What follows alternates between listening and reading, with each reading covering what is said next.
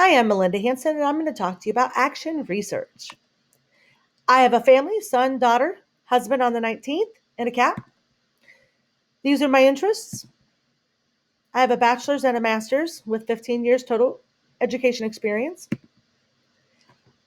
What is action research? Every teacher at some point in their career struggles. They want to solve a problem in their classroom. Action research is the methodology and the framework by which we do it. The purpose is to truly understand what's happening in your classroom, identify changes, and then make them. We have 4 types, depending on what level of change needs to occur. Participatory is more of the larger, moving on down to individuals making change. The goal of action research is to reflect on your practice and find out what works and what doesn't. The main steps of action research, basically in layman terms, we're going to find a problem, describe success. What does it look like, taste like, feel like, look like, sound like? We're going to create a plan of attack on the problem. We're going to conduct trials and collect some data. Look at that data. What does it say? What conclusions can we draw? We're going to analyze all of that with our colleagues because you can't do it alone. And then we are going to pivot, adjust, and repeat. Action research versus traditional research. Traditional research gets answers. You can do it alone. Action research gets processes accomplished. It makes true change based on theory and research.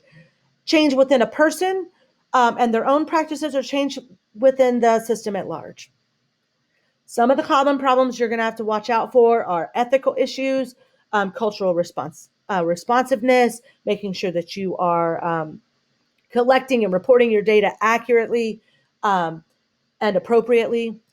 So as I went from a gen ed teacher to a co-teaching SPED situation, I got thrown a bunch of Rich Villa and Brian Mindler PDs on co-teaching and all of these awesome things. It was a lot. Some of it was sit and get, and a lot of it was collaborative exercises. But I feel like I really need to add that action research in place so that I can look at student discourse in our co-teaching math classes so that we can increase student productivity. That being the case, I was excited to find some support for my idea. And so since I didn't know about action research actually being conducted in our school, I look forward to leading that.